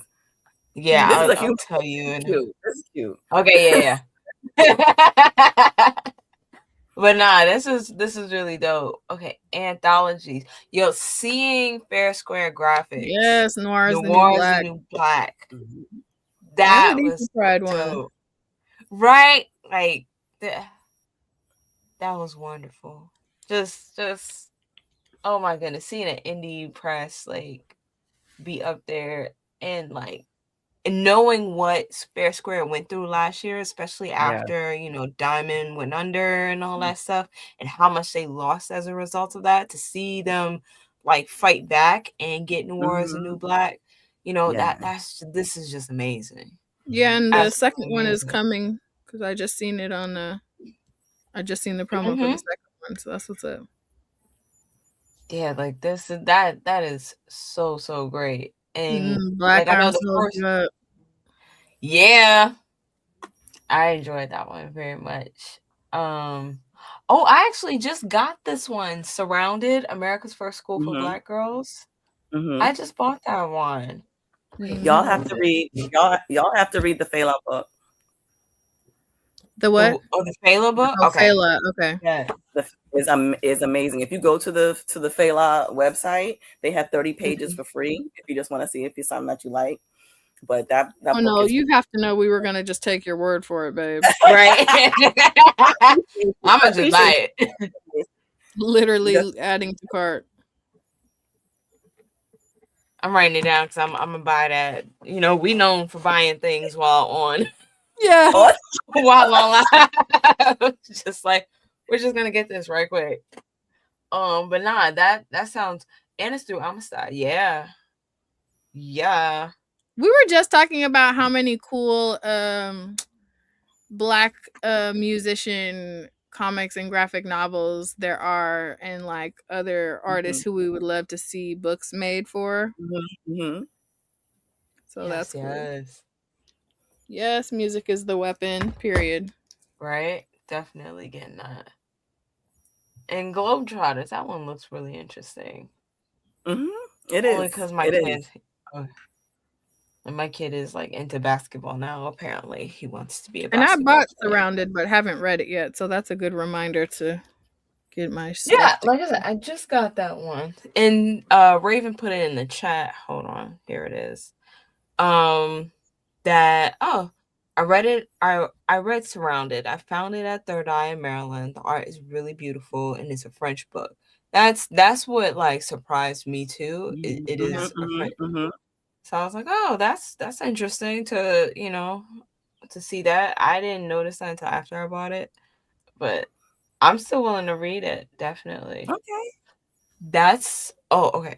So the new graphic album, I have Canon, and I've been meaning Mm-hmm. to read it for a while. Mm-hmm, I mm-hmm. feel it's been yelling at me for a while, but like, um, like sometimes you got a book on your shelf and it's just like, but you need to Yes, and read staring me. you down. Right. So, Junie Ba is on this list too. Mm-hmm. Wait, I've never heard of that title. I know he had a few things come out last year. Yeah. Junie was nominated twice. I think Stop. Junie's nominated for this book, and Junie's nominated, I think, for best penciler inker, I think. We'll see it as we scroll down. Okay, because We'll like see. I love his art style. It's so cool. It's so Mm-hmm, mm-hmm. unique. But I've never heard of that title. I gotta check that out. Okay, best graphic album reprint. Obviously, Beneath the Trees Where Nobody Sees. Yeah. I'm not sure if I've heard of any of these other ones. Tongues. I got sent that, but haven't read it. The art looks I'll really cool see. on that one. Songs is really good. It's Yeah. it's really, yeah, it's really good. You've seen it. Definitely You know what I'm talking about, Keisha. It's got like that purple and white looking cover. It's pretty chunky. It's a hardcover too. Sure. We talked about it in one of the Pink Riot meetings. You know what I'm talking about. It's just not clicking. The name is Nope, it is not. It is not. But what I will say is because of how diverse this lineup is, it does have me excited to read a good amount of these. Like I'm I Yeah. think this is the first time. Yeah, like this is the first time where I'm like, yo, I think I'm interested in reading like most before the Eisner, so at least I could be like, see, if I was able to vote, I would have done this. Yeah, because you know we love to talk shit a little bit. We definitely got to read it just so we can be like, well, actually, yeah. Right? It's just I'm like really judging people's Met Gala fits. It's like, yes. I'm not at the Met, but we're going to talk about it. And will. Okay, so best adaptation from another medium. And this is where I got excited because the first one is an adaptation by Vita Ayala. It's Alana, the First Adventure. Like, I was like, oh, we got Vita. Vita's being nominated. This is really, really cool. Period. I didn't. Okay. I'm like, I didn't realize that there was more than one from that story. It's like a series. Oh, yeah, that was that's volume 1. Yes, book 1. Yeah. So I think they're doing. I've never heard of that series ever. I'm like, so sorry to this man. There's so many books out. Right. But I do see Ghost Boys. I know of the book, so I've never seen the graphic novel. I need to check that out. Yeah, because I've heard really good things about the novel itself, and I love adaptations. Oh, I and the think Wizard they're of great. Earthsea. I literally just got that. Which one? The Wizard of Earthsea. See? The Le Guin adaptation. Which one were you excited about? If there is any in this category that you were like, oh, this is not saying you're like endorsing any of them. I mean, like, the smile that creeps up. Like, no, just so your judges are allowed to vote too. Like after nominations, judges can vote. Like I mean, I was excited. Well, I was excited for Alana. I was excited for Alana because Vita, because Vita's an amazing writer. Yes. Ghost Boys, reading Ghost Boys, I had to take a lot of breaths of Ghost Boys.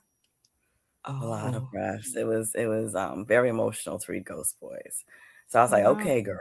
I was like, okay, girl, you got it. I was like, in regards to Jewel, I was like, okay, you got it. Oh man. Yeah. So this was a pretty stock category, I think. I mean, there's a lot of variety to it, a lot of interesting books. Dead Man Walking is very good.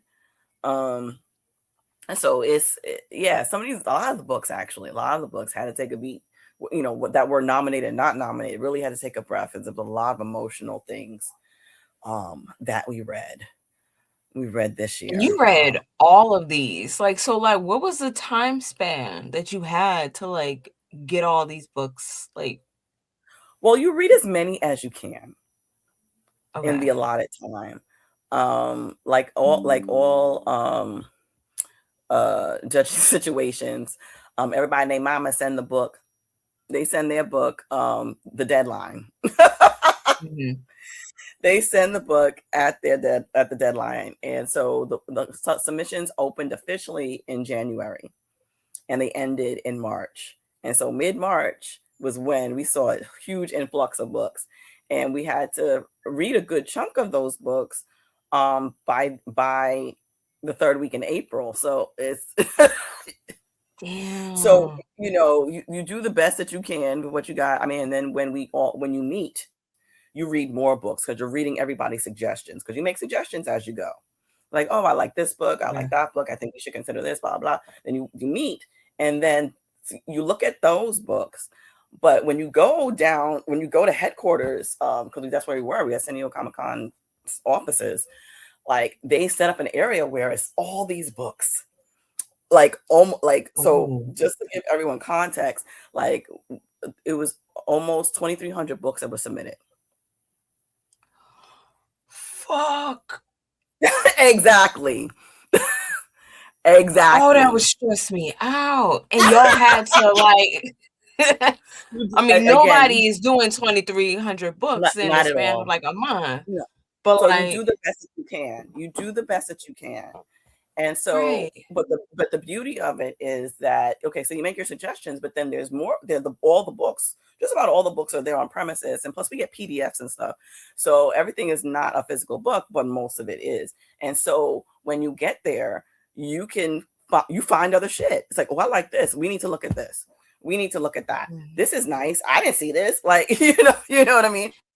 Like, Yeah. so that's part of the process. It's like you're discovering new things. And then there are some books that are so big and so huge, you can only look at them when you get there. Fair. And so it's like there's no physical, like there's no, like the shipping would be crazy for them to send it and then for you to send it back. Because like when I was on before, I told y'all, like, I have boxes of books sitting around. So and then you're taking books back to a hotel to read. So there was one night that I took home 30 books from our meeting session to read, and I was reading until 3:00 in the morning for 2 nights, and then had to get up, go down to headquarters, read some more books, read some more books. Yeah. But I mean, and so go ahead. That's why it's so important to have you and to have a diverse judging, because like I can only imagine how many times Black and brown and queer books were in those piles and nobody like walked over and took a chance on it, or nobody recommended it to other judges to read. So like I can only, that's wild. So it was, and a good several of us, not just me, but I definitely, was doing what I had to do in terms of just pulling books out, because you don't know every book that's there, but you get a list. You get a list of what's been submitted, and so you're just like, oh God, this is so like this is so much, but it's like, okay, well, all right, these are the books that are supposed to be here. Let me see if I can find them. Especially if like there's books that haven't been suggested, or maybe it's like, oh, I suggested this book, I want people to read it. I happen to have it in the house, but I don't know if they have it here on premises. I don't know if the company sent it. Sometimes there were instances where companies, they don't send books. They don't send books. And so if you feel like a book should be nominated, but a company didn't submit it. And also creators can submit their own books. A lot of creators don't know that. You can submit your own book. You don't gotta wait for nobody. So there's instances where I know for me, there's one book in particular that I was trying to see if it was on premises, and it was not. And I asked, like, well, can we get it? And they were like, yeah, sure. You want the book? I said, yes. And they took me to the comic book shop when we got the book. Hey. Nice. Is it on the nominations? Yes, it is. Yes, it is. But again, like I said, like I'm only one person. I said this on the last time I was on here with y'all. I was like, I'm only one person. But the beauty of it, the beauty of this is that you can take a book and say, hey, y'all, read this. And that's what I did. That's what some other folks did. I did that with PDFs. I did that with books that were, that were there. And some I did have to, I had to dig out. It's like, where's this book? We can't find it because there's so many damn books. And they set it up nice for the most part. They set it up almost like a little comic book shop. It was cute. But they sent some of these folks, there's so many books are sent that there's books that are still in boxes. There might be books that are still wrapped. So I'm in the corner unwrapping books in platform that were in plastic wrap. It's like, okay, let's read this. Let's read that. Like you're going through the stacks, like this book. Okay, we reading this. So what y'all saying is y'all need somebody to organize everything and then put it into like, hold on. You need somebody to. What's going on? I'm just trying to figure this out. Okay, so y'all need somebody to come in and organize y'all's comics, and like you want to come and do make it. I would. You offering Keisha? You offering Keisha? I am for real. I mean, like honestly, to create the system, so all y'all gotta do is like search something up and find it. Honestly, they had it pretty good. They really did. It's just that it's just like it's so much. It's so much that you gotta. Sometimes there were some things that we stumbled across as you're like looking, and then there's stuff that it's like, okay, this is on the list, so where the fuck is that? So you go looking through the stacks, like, where's this? You ask the judging moderator, where's this book, and she's like, oh shit, I can't find it either. And so we're like, where the fuck is this book? It's like, does someone have a PDF of it? Like, can we call the company and get a PDF of it? But it was made very clear. It's like, if you have a book that you really think that we should read and it's not here, we gonna get it. That they made that very, very clear. And so I was really appreciative of that. But also, like I said, there were a lot of books that were just tucked away, and I dug them shits out. But like I said, other judges did the same thing too. So I'm not the only one that did that. But I very much in my head, that was in my head going there. I was like, okay, I want to feel, because there were books that I didn't get sent. And because also when you're home, you can ask for certain books that you see on the list. Like, it's like, okay, you sent me these 5 boxes. Can you send me 2 more boxes with these books in it so I can read them? And I'm so grateful for the judges that were there with me, because they trusted like, okay, Regine, you like this story? I'm like, yep. And I might be on page 1. I'm like, yep. But I'm reading the rest of the book. Like, yeah, I think it's fabulous. They're like, okay, I'm gonna read it too. Like, it was very much like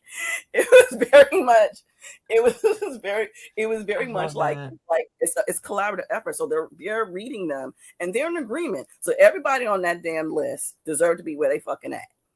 Period. I love that. Period. So it's like period on period. But to both of y'all's point earlier, like, it takes somebody to sit and read it. So for any judging situation, like, when you like, okay, there's a lack of diversity, blah blah, that's for a couple of reasons. It's for a couple of reasons. One, if creators or companies don't send books in, like I said, this is not just for the Eisners, but we're talking about the Eisners now. If they don't send your book, if your book is not sent in, I read a lot of books with Caucasian characters, and I'm like, where's the other people? Like, there's I read a lot of books like that, and the books, we're good. I enjoyed them, but I'm like, where's me? Where's my other judging colleague? Where's this like, where are people that represent that? So right. There's that. Send in your damn books. Also, send in your damn books. Really, send in your damn books. And also I learned about, like, just criteria for certain categories. And that's not necessarily like written down, but it's like, if we're looking at graphic reprint, like, what they want, what they're looking for is that you have a good amount of stuff added to it. Like, it's not just the original graphic novel that you put out with some variant covers. Because I know y'all like variants, and we like variants too. They want to see more than the covers. They want to see, like, an interview, back matter. Yeah. They want to see, like, preliminary images. They want to see a script. They want to see what's the extra shit that you put in there. Otherwise, it's like, okay, I love the book, but it doesn't have what the other books have. Because this thing, also, what people don't also realize, because there was a few folks who like messaged me, like, some people are saying, like, this person was snubbed, that person was snubbed. I'm like, no, I couldn't find the book. How can I snub you if I can't find the book? If I can't find the book, sir, I can't help you. And then two, and then also, on top of that, folks, a couple of folks ask me, like, well, why not, this book over that book? It's like, well, I'm doing comparative reading. So if you're reading in a certain category and you're comparing these books to each other, like, there might be a book that I love, but then I'm like, damn, this book that I didn't even know about is better. Yep. And I think we all in that. Go ahead. Yeah. No, I was like, I see it like that. You see it in the reels where people are interviewing folks and they're like, all right, this author or this author, and they would switch them out every now and then. I see it like that. Like, if you have a good book, you're always going to compare it to something else while you're in this, judging position. Anyone So anyone who feels like they got snubbed, that's wild. Because based off of the books that got nominated, I don't know. You got to be writing greatness to like. I mean, it's I don't also, know. People have their favorites. People have their favorites until they get in their felons. But it's like, it's getting that feeling. Little touchy. I know y'all like to tussle over your faves. And it's like, listen, like, I'm a creator too. Like, I get it. We sensitive about our shit. But the thing is like, if I'm doing comparative reading and I'm seeing, and we all, just as, judges were chatting, we're talking, and nothing was ever adversarial. There was no fighting. There was no nothing like that. It was just was what it was. We rated the books, like, as we were constant, like, once we got into a flow, we were just steadily doing the nominations, and we had to whittle it down, like, because they were like, these are 20 books we love. No, bitch, you gotta get it down to 5. And it's like, oh God, can we just give them all? Like, we nominate them all, And then so there's books that I definitely, was, I think it's probably kind of obvious, but like, there were books that it's like, no, like, we gonna get it, we getting this, like, we not leaving here. Like, we not leaving here. I'm leaving here with something, okay? Right? And it's just, there were a lot of ties, and you got to break them, and you got, there's sometimes it's like, oh, well, we got this extra spot, we got the extra spot, so we can put somebody else in. Oh, do we? That means this person can go there. Okay, right. Everybody, let's vote. That sounds so cool, to be a fly on the wall of like, all right, we need to have a tiebreaker. How are we doing this? And then, like, I'm assuming that y'all are breaking it based off like the technicalities, like.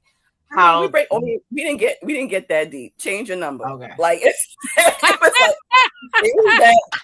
like, there was no hemming and hawing. It was like, change your number. Like, we got a tie. We got a tie. That's crazy to think of, like the rating system. So like, when you had stuff that was a tie, like, then it's really down to like splitting hairs. So anybody saying like, oh, I got snubbed or whatever, it's like, you have to genuinely look at the material because it could have come down to the smallest thing, It's true. And honestly, most of them, a lot of them were by a hair. It's like by a hair, by like 1 point, 2 points. Like, really, there's definitely books that I really wanted to get nominated, but they weren't.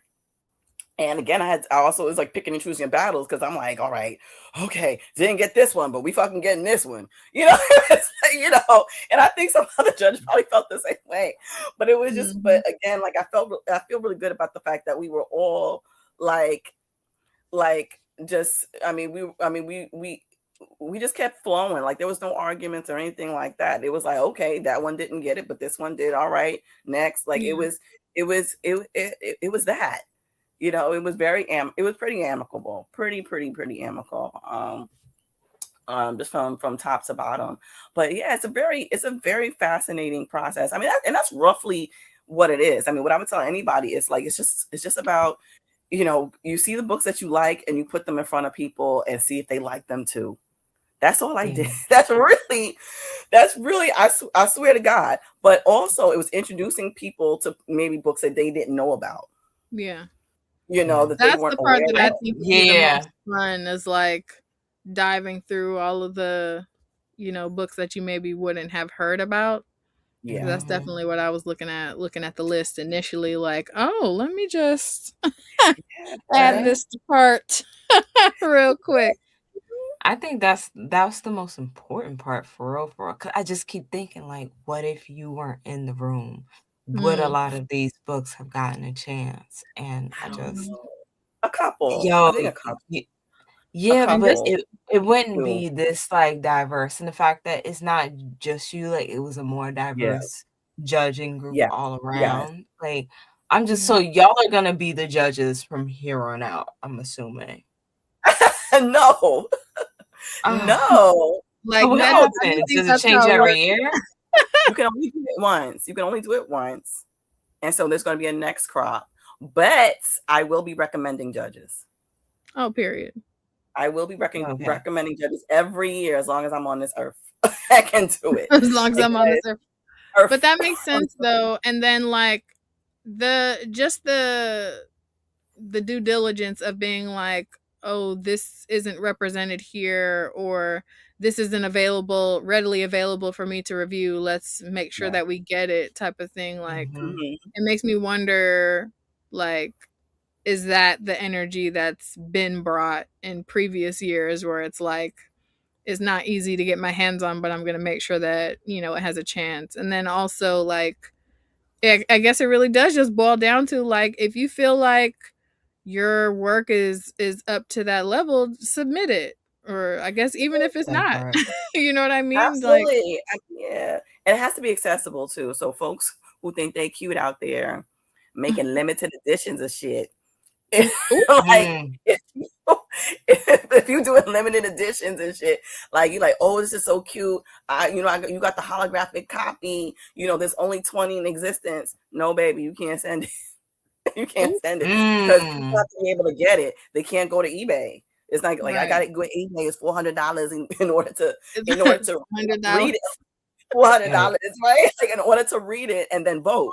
You know what I mean? Like, it's like, no, like, you have to be able to put your hand on it. Or if you're gonna have your fancy one, you also have to have the regular. Yeah, like, you can have variants, like, that's fine, but there has to be a main. You have to be on main. You got to be on main. Yeah, people are able to get it, easily. And because otherwise it's disqualified. And there were some beautiful things, beautiful, gorgeous. Oh my God, like, gorgeous not gowns. just specialty books, beautiful gowns.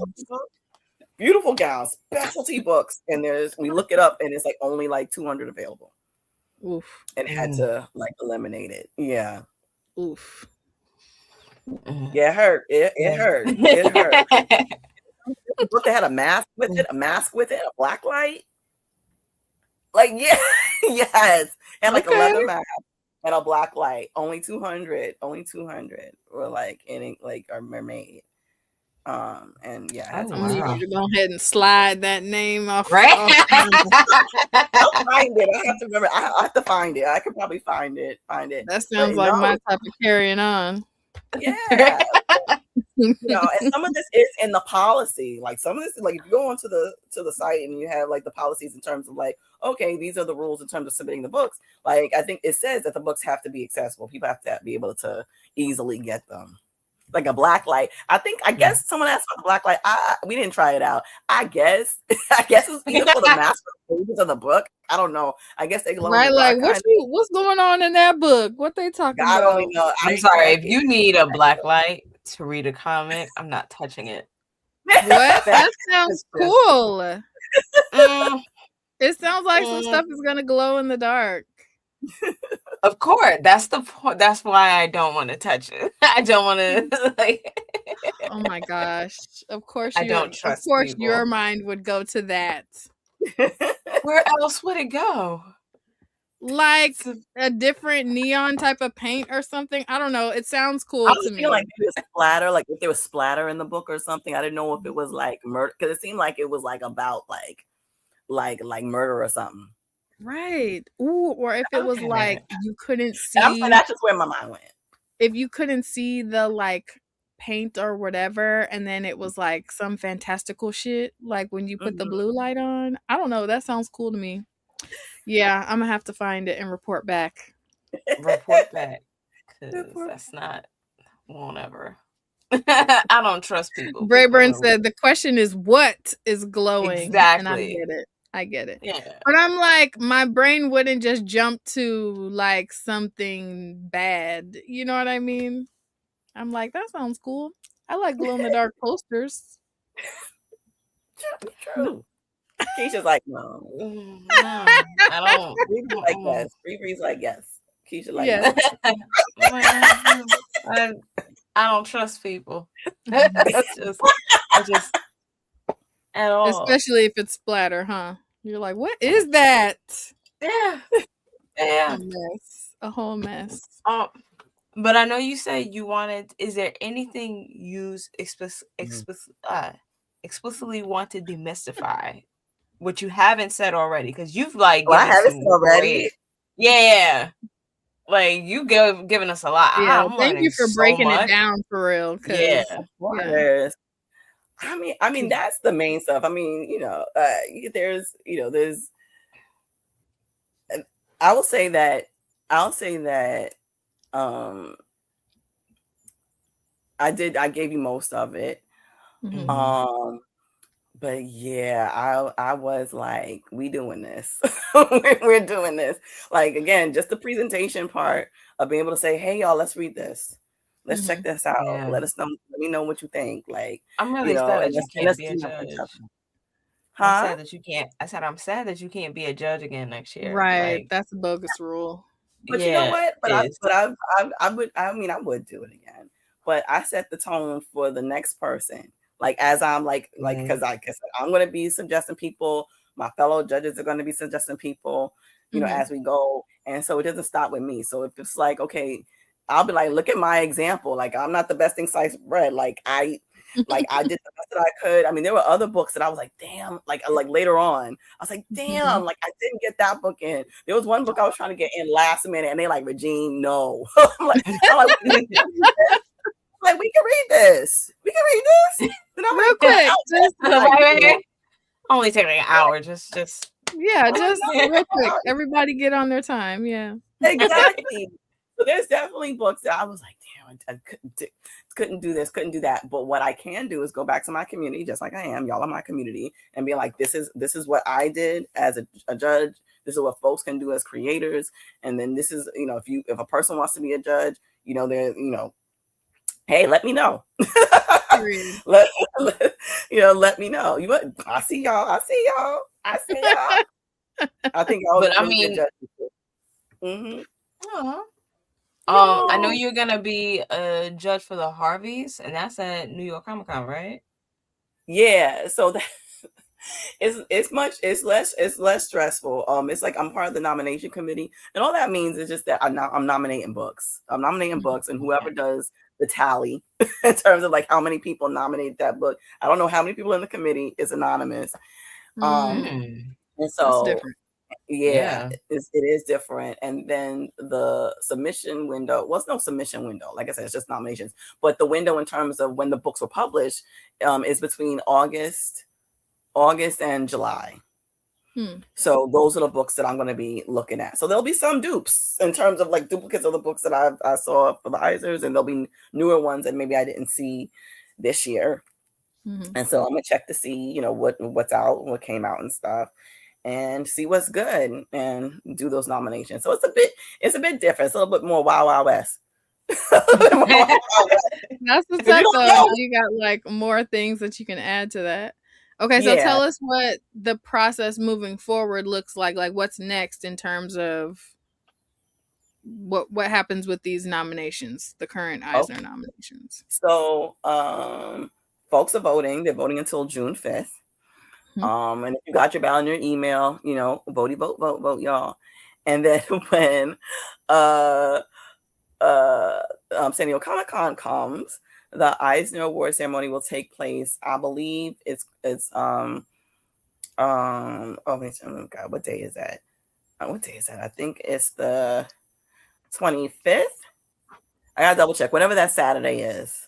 I believe that Saturday is the 25th. No, Saturday, I'm sorry. The Friday. I think the Friday is the 25th. And so it'll be at 7 p.m. PST. Oh, it'll be on the 30 24th. the 24th. Yeah. Which is a Friday. Yeah. Right. So that'll be, yeah, so that's yeah, so, I think it starts at 8, but people can start getting seated like 7:30. Um and folks can sit in the peanut gallery. So this is at the Hyatt Bayfront Hotel. So there's an area for fans and other folks to sit and be there. And like I said, it's a long thing. So bring your food, bring your drinks. You're in there for a while. In there for a while. But that's when the ceremony is. So yeah, if you come in, come through. Let's see who winning. Let's see who doing the thing. Yeah. I can't wait. I really can't Right. wait. That's gonna be great, and to see so much history, because we know history is gonna be made. Uh, I'm just really excited. for the share, and just thank you again. Thank you for everything that you do. Absolutely. Oh my goodness. Thank you. But yeah, we need to like open up the requirements because I would love to vote. Like even if they say you can't you can't do it, you're only allowed to do it here. I don't care. I want to be able to vote. So that's my goal. It's a possibility. It's a possibility. I'll definitely make the suggestion. I'll make the suggestion to open it up a little bit more. Just Because I mean, being an avid reader is so important. Like I said, it was almost 2,300 books. Yeah, yeah. that's crazy. That's amazing, but that's crazy to think about. It's great. It is. And, and y'all read, a lot of books just in general. So if you're reading most of the books that are like probably coming in, I mean, you're already ahead of the curve, so I think it makes sense to have like reviewers and podcasters. Though I will say there's not enough people sending us comics. Oh. Just in general. That's just for anybody who might be watching. We would read all of the comics, but y'all don't be sending us comics.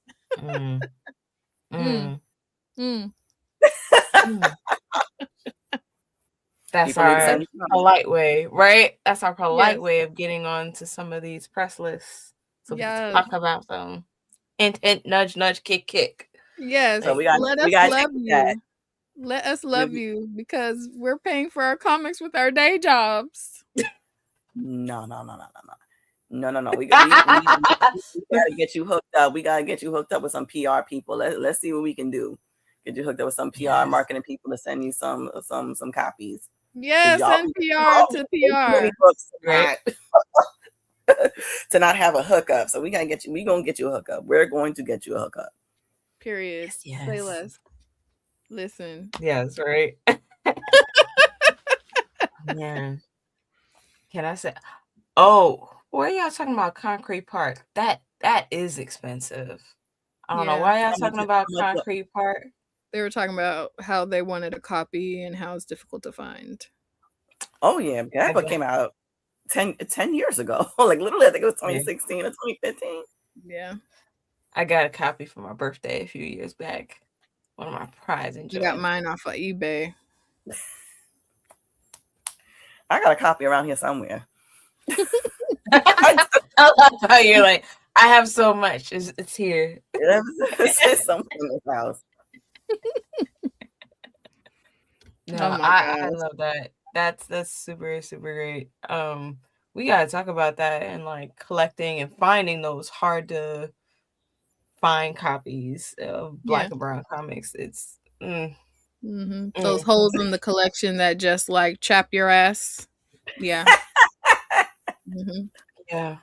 Yeah. And I feel like with this energy, because we just love you down, Regine, I feel like it might be really, really cute if we had like a special episode of Pink Riot that was like post Eisner energy.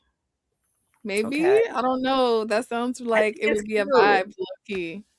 I think it's cute. I think it'll be cute. And also, there's a possibility Wink might have a little Eisner nominee party. A nice little date party.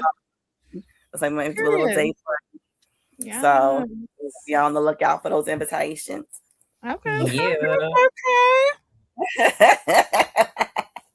Oh, this has been great. Great. Okay. Yes. So I think we talked about everything, but is there any last words, anything else you want to tell people to do? Well, definitely send in your books. That's the biggest thing. One thing I did want to demystify real quick that I just thought about is like when people were talking about the creator nominations, and that's where some folks felt like maybe some people were snubbed. And let me tell you something: you got to be prolific. You got to be prolific. Like you have to have several projects out, during the year. So even if everybody know your name, people can buy your books for 20 years. Like if you don't have several books out or several stories out or what have you, like the nomination is probably not going to happen because we got to compare you to the other folks that are in that we're like suggesting in that category that have like, let's say like, like 5 books, six different books that they're doing. So that's why the people that you see there are there. And I guess you're talking about the best writer category. That's right. All those categories, but yes, including the best writer. It's like people, if you writing a lot of stories, or if you're drawing a lot of stories, yeah, and that's why they're named. It's like this person did this, that. Unfortunately, with the way that things are in these male-dominated industries, and also in these industries where there's a lot of white folks, like those are the folks that are given a lot. They get a lot of the work, and there'll be folks who like we absolutely adore. Like I adore Scott Snyder. I adore James. Like these are people that I know these people, but at the same time, like folks get a lot of work. They deserve it, but the rest of us do too. And the thing is, it's like if we get the work, and because we can do the work, Stephanie, like that's how you get on. Like that's how you're listed, is because you get the work. So we're dealing with a lot of challenges in that way, like in terms of like us, like Black and brown folks, queer folks getting like the not the steady work, but several projects. It's like that's how you get up there. Yeah. And so just demystify that for anybody else who's saying that. Like, and I'm not mad about anything. I just heard about one person that was like, "Oh, so and so, you sure so and so was like, get out of here." Like, no, like they did one book. Get out of here. Like what, God bless them. It's not there. They, maybe they took a year off. That's cool. Let them take that year off. But no, like these other folks did 5 or 6, 7, 8, 9, 10 books, whatever they did, 3, 4, 6, whatever. So they get nominated. That's that on that. Yeah. Exactly. That's that on that. I just love you down. Like, period. Yes. Okay, so before we get out of here though, I want to hear, for people who may not be super familiar with a lot of the titles on the list, what are like 5 titles that come to mind that you would recommend people check out from the nominees? I would say Alana by Vida Ayala. Obviously Beneath the Trees What Nobody Sees. It's nominated. It's nominated 2 different series twice. I would say Fela. People really need to check that book out. You mentioned that Ghost Boys was very emotional. Would you recommend that one as well?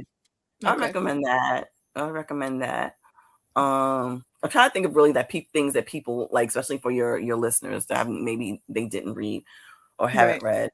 Come Out and Play is a sports anthology. Okay. Yeah. That's probably like 20 that I'm missing. But in terms of the things that are like obscure, that would be those. I know I'm missing something else. Jan. Oh my God. Jan. Okay. Is that the manga one? Yes. Okay. I have the first 2 volumes and I'm waiting for volume 3 to come. Yes. Did you order it already? It's out already. Oh, it's pre-ordered. I just have to wait for it to come in. Yeah. I haven't gotten the 3rd one yet. Actually, I gotta get. I had the first in my house. That's how I read it, because I had it in the house. But when I got out there, I read the 2nd one, and then I gotta get both. I gotta get 2 and 3. But Jan is amazing. Okay. I have a list of books to buy now. Yay! We love good Rex. Period. Right. Yeah. Thank you so much for coming through and demystifying for us. Right. I learned so much. This was great. Yes, and also just giving your general like light and joy. It's always Right. so nice having you on the show. Like we got to kick it in real life for real sometime, babes. Facts. Mhm. Yes. Yeah. Yeah. Yeah. Yeah. All right. Okay, y'all, thank you so much for coming through and kicking it with Pink Riot Comic Show. Make sure you show Regine some love in the chat. Just love bomb Regine right now in the chat if you can. Shout out to everybody who pulled up to come kick it with us today. If you haven't already, make sure you like, share, follow, comment, subscribe Pink Riot Comic Show on all US platforms. If you like today's episode, scroll up, scroll down, check out another. Watch it or let it play in the background. Either way, those streams help us, okay? If watching maybe isn't your bag, make sure that you check us out because we's a podcast now. So you can find us on Spotify and pretty much wherever podcasts are found. There's like over 150 places where you can stream us that way. If you want to be more involved with what we're reading, how we talked about our Riot review today, the nominations for those books come from our Patreon subscribers, or we're trying to make it more where they're all coming from them instead of our personal picks. So make sure you check out our Patreon. Shout out to all of our current Patreon subscribers. We literally do a happy dance anytime a new one of you join that space over there because we're trying to build our community and we really love all of your input because it makes our show better and more interactive.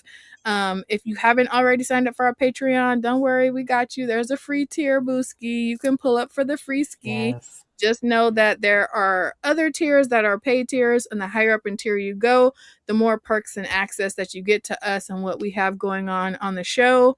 Make sure that you check out our merch. I know we keep saying it, but we're really close to the changes in the designs, and I don't want you to miss out. And another perk of being signed up for the Patreon is that you get to sneak peeks of the new designs that are coming, and they are crazy good. And we have some crazy Amazing. drops coming up, and we really don't want y'all to miss out. Yeah, we really appreciate you. We're trying to build our community. We're growing. We got more subscribers. Somebody check, did we make it to 400 over on YouTube? Real quick. Hold on, let me check. Yeah. Uh, We're like 4 subscribers away from being at 400. we are at 398. Tell your mama, cousin, boyfriend, sister, lover, and them to subscribe to Pink Riot Comic Show because we're trying to get bigger and better. And the more you share, the better that happens and the quicker that happens. If you like More the we can live do. vibe of today's show, don't worry. We got you. We going to be here live at 5 because we do the same shit at the same place at the same time every week with no weeks off because we love you and we love what we do and we're trying to build our community. We love you. We mean it. We'll see you next time. Bye. Yeah. I definitely found more. All right. How many variants are there? 11. Damn. Go ahead. No.